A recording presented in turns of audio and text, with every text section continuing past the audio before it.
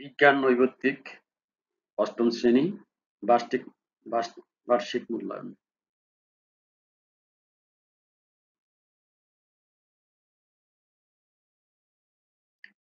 এটি একটি নমুনা প্রশ্নপত্র। এই নমুনা প্রশ্নপত্রের আলোকে এই বিষয়ে আপনার স্বকীয় প্রশ্নপত্র তৈরি করবেন শিক্ষকরা। কোনোভাবেই এটি হুবহু ব্যবহার করা যাবে না। এটি অষ্টম শ্রেণীর বিজ্ঞান। আমরা বোর্ডের থেকে ডাউনলোড করে প্রশ্নটির সমাধান করার চেষ্টা করছি।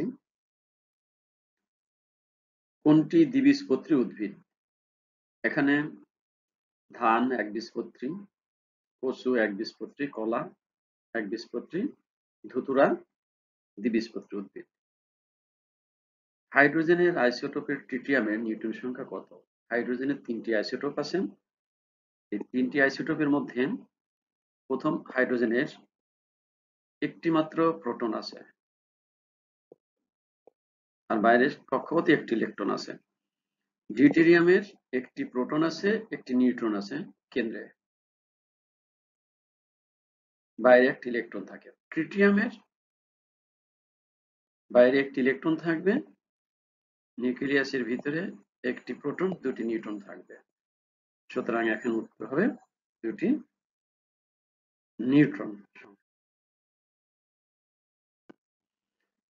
কার্বন ডাই অক্সাইডের যৌগে কার্বনের যোজনী কত? কার্বনের যোজনী আমরা যদি অক্সিজেন দেখি, কার্বনের সাথে যুক্ত, তাহলে অক্সিজেনের দুটি বন্ধনী, দুটি অক্সিজেন আছে। সুতরাং কার্বনের 2, 2, 4 যোজনী। কোন তারিখে পৃথিবী সূর্যের সবচেয়ে নিকটে থাকে? আমরা এখানে জানি জানুয়ারির 3 তারিখ। একজন 70 কেজি ভরের মানুষ 50 কেজি ভরের বস্তা নিয়ে 2 মিটার পার সেকেন্ড বেগে দৌড়াচ্ছে। তার গতিশক্তি কত? এখানে মোট ভর হবে মানুষের ভর এবং সে যত নিয়ে যাচ্ছে, তাহলে এই 2 ভর যোগ করলে 120 কেজি হয়। আর আমরা গতিশক্তির ফর্মুলা জানি, হাফ অফ mv স্কয়ার। তাহলে এখানে m এর মান হলো 120 কেজি, তার সঙ্গে হাফ দিয়ে গুণ করলে হয় 60 কেজি। আর v এর মান 2 মিটার পার সেকেন্ড, একে বর্গ করলে হয় 4, তাহলে 424, 240।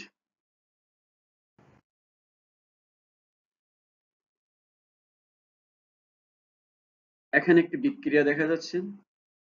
Magnesium solid nitric acid aqueous অর্থাৎ পানিতে দ্রবণীয় নাইট্রিক অ্যাসিড এর সঙ্গে বিক্রিয়ায় এ একটি লবণ উৎপন্ন করেছে এবং হাইড্রোজেন গ্যাস উৎপন্ন করেছে। যেহেতু ম্যাগনেসিয়াম নাইট্রিক অ্যাসিড থেকে হাইড্রোজেনকে অপসারণ করেছে, তাই এটি একটি প্রতিস্থাপন বিক্রিয়া। উৎপন্ন পদার্থে এ এর সংকেত কোনটি? আমরা এখানে দেখেছি যে ম্যাগনেসিয়াম নাইট্রিক অ্যাসিডের সঙ্গে যুক্ত হয়েছে, হাইড্রোজেনকে অপসারণ করেছে। ম্যাগনেসিয়ামের যোজনী 2, নাইট্রেট একটি যৌগমূলক বা মূলক, এর যোজনী 1। এই ম্যাগনেসিয়ামের 2 যোজনী এখানে গুণ হবে। আমরা জানি যোজনী এক্সচেঞ্জ হয়, ম্যাগনেসিয়ামের যোজনী নাইট্রেটে যাবে, নাইট্রেটের যোজনী 1 ম্যাগনেসিয়ামে আসবে। সুতরাং সঠিক উত্তর ম্যাগনেসিয়াম নাইট্রেট খ। মিয়োসিস কোষ বিভাজনে কোন ধাপে একটি মাতৃকোষ দুটি অপত্য কোষে পরিণত হয়? প্রোফেজ 2।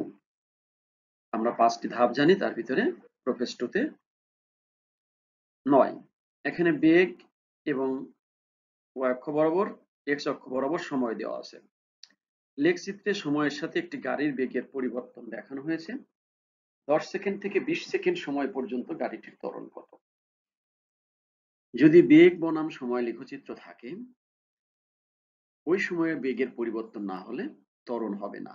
তাহলে এখানে দেখা যাচ্ছে 10 সেকেন্ড থেকে যে বেগটা ছিল এবং 20 সেকেন্ড পরে সে বেগ একই আছে, এখানে বেগের কোনো পরিবর্তন হয়নি, তাহলে ত্বরণ হবে 0। শূন্য ত্বরণ হবে। ক উত্তর। পৃথিবীর কোন অঞ্চলের সূর্যের তাপ প্রবলভাবে পড়ে? অর্থাৎ যখন সূর্য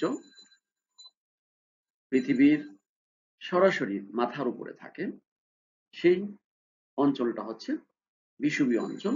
আমরা জানি পৃথিবীকে যদি, এই অঞ্চলটা হলো বিষুবীয় অঞ্চল। এখানে সূর্য থাকলে, সূর্য যেহেতু পশ্চিম থেকে পূর্ব দিকে ঘূর্ণায়মান, সূর্যটা এখানে স্থিরভাবে থাকবে। পৃথিবী নিজ অক্ষের উপর ঘূর্ণনের জন্য বিষুবীয় অঞ্চলে সবচেয়ে বেশি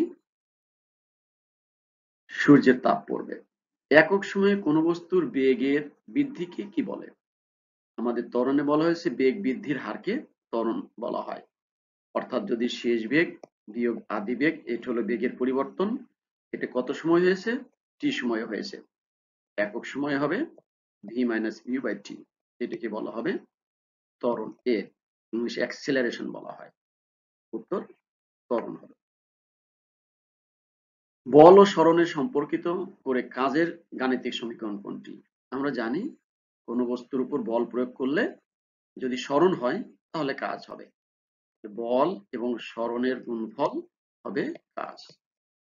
তাহলে এখানে বল দেওয়া হয়েছে এফ, সরণ দেওয়া হয়েছে এস, আর কাজকে ওয়ার্ক ডান ডাব্লু দ্বারা প্রকাশ করা হয়।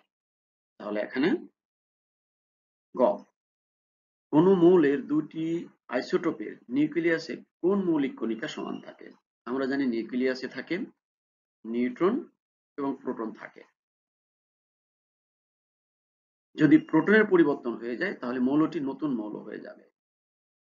যেহেতু মৌলটি একই থাকে তাই মৌলের প্রোটনের পরিবর্তন হবে না। আইসোটোপ প, শেষ বর্ণটি প এর সাথে মিলিয়ে প্রোটন, অর্থাৎ প্রোটন সংখ্যা সমান থাকবে, সেটি হবে আইসোটোপ। মানুষের প্রতি দেহকোষে ক্রোমোজোম সংখ্যা কত? আমরা জানি 23 জোড়া ক্রোমোজোম সংখ্যা, 23 জোড়া। সুতরাং এখানে খ উত্তর হবে 23 জোড়া। জাইলেম ও ফ্লোয়েমের মধ্যবর্তী টিস্যুকে কি বলে? আমরা এটা জানি ক্যাম্বিয়াম কোষ বলা হয়। ক্যাম্বিয়াম কোষ বলা হয়ে থাকে। সকলকে ধন্যবাদ। Please subscribe my channel. Thank you.